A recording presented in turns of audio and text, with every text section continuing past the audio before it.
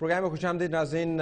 کراچی کے اندر ناحق خون بہت عرصے سے بہ رہا ہے، لیکن اب تو بیانات کے اوپر خون ریزی شروع ہو جاتی ہے. ہمیں سید حیدر علی شاہ صاحب نے جوائن کر لی عوامی نیشنل پارٹی سے. عوامی نیشنل پارٹی کے پلیٹ فارم سے یہ بیان گیا، آپ کی پارٹی نے اس کو کنڈیم کیا. توقع کر رہے تھے کہ اس قسم کی بات ہوگی اس پلیٹ فارم کے اوپر پریس کانفرنس کے اندر؟ کوئی ملی بھگت تو نہیں تھی؟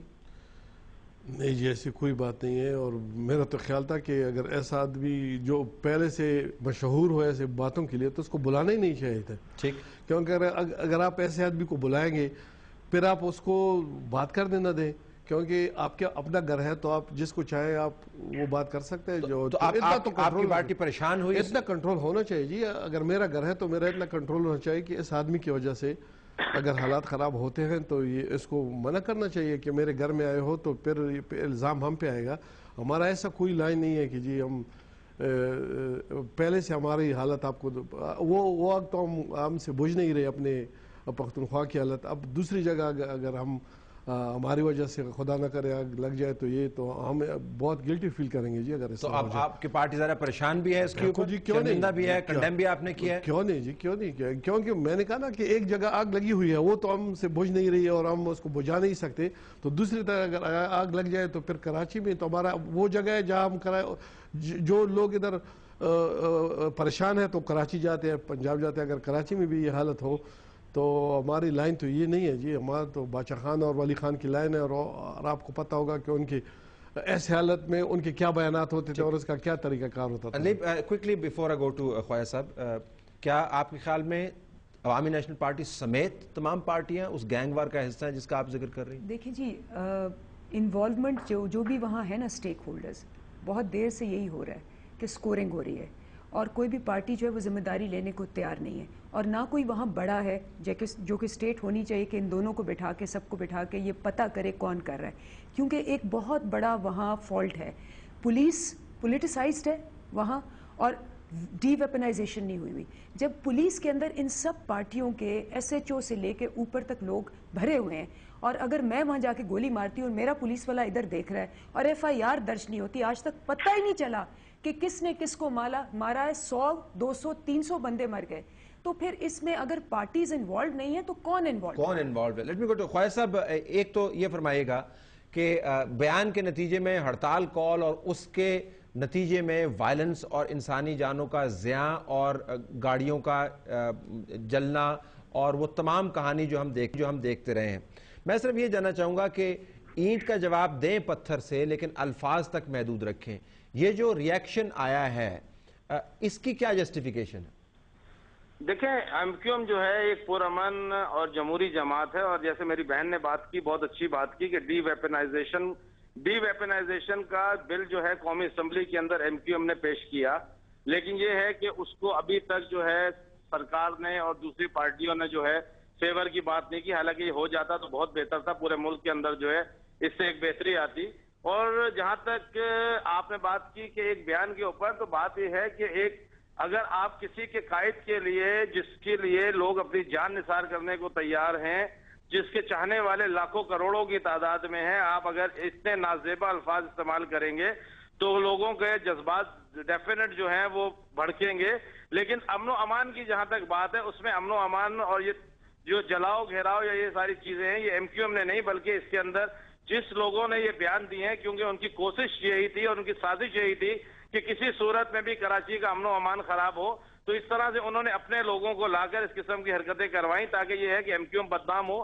ایم کیو ایم، اللہ کا شکر ہے کہ ایم کیو ایم کے اوپر انہوں نے ہر طرح کی کوشش کی الزامات لگانے کی، لیکن ایم کیو ایم کے اندر آج تک کوئی منسٹر، کوئی وزیر، کوئی سینیٹر ایسا نہیں ملا جس نے قرضے ہڑپ کیے ہوں، کس کی ڈگریاں جعلی ہوں. آپ خواجہ صاحب یہ کہہ رہے ہیں کہ بیان بھی انہی کا اور قتل و غارت گری بھی پیپلز پارٹی نے ہی کی.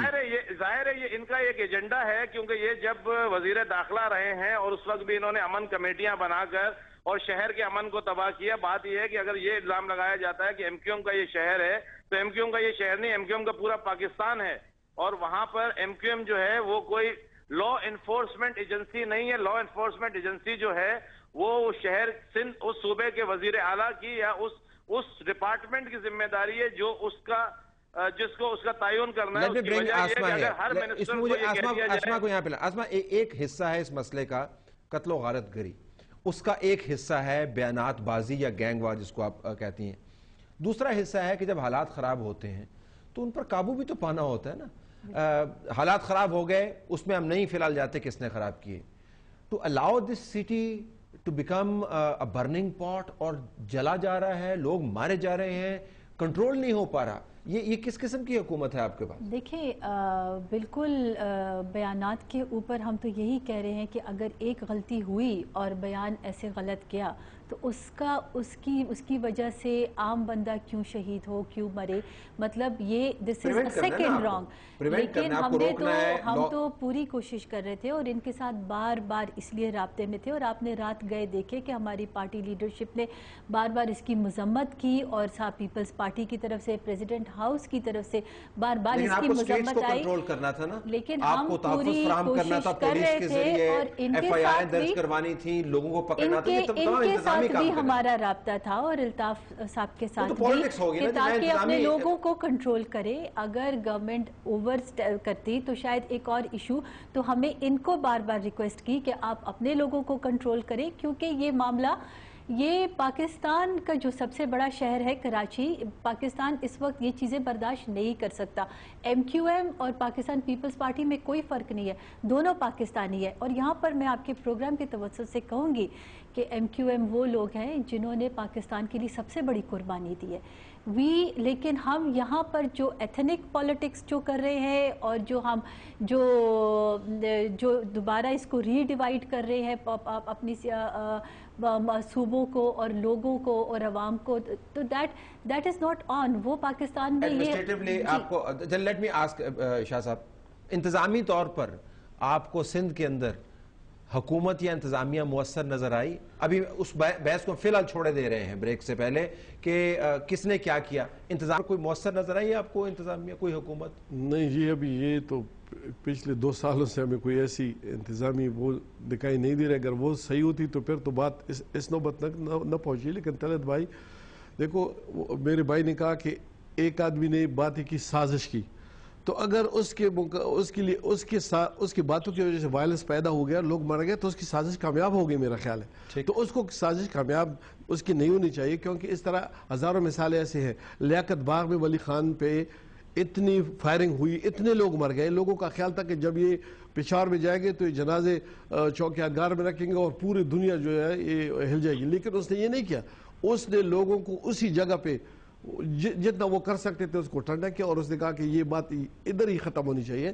میرا خیال ہے کہ اب لیڈرشپ وہ نہیں رہی کہ وہ لیڈرشپ ایسی ہو کہ یار یہ اس بیان سے وائلنس پیدا ہوگی، اس بیان سے غریب لوگ مریں گے. اب ذوالفقار مرزا کا کیا گیا، اس کا تو کوئی بتی بھی میرے خیال میں نہیں ٹوٹی ہوئی ادھر کی. اسلام آباد واپس آگے گھر محفوظ ہو گئے. میرا خیال ہے کہ پولیٹیکل پارٹیز میں جو بڑی ہم سیاسی پارٹیاں ہیں اس میں یہ ایڈجسٹیبلٹی اور اکاموڈیشن ہونی چاہیے. اس میں بھی آتے ہوئے کرنا کیا ہے، ایڈجسٹ. یہ صرف یہ ہے کہ یہ فرقہ واریت اگر ہے نا، مطلب ہمارے ملک میں بہت Let me get into this point after this news break. ناظرین، بیانات پہلے نہیں ہے، میں نے آپ سے پہلے بھی کہا تھا، چونکہ وقت کم تھا میں وہ چلا نہیں پایا. After the break.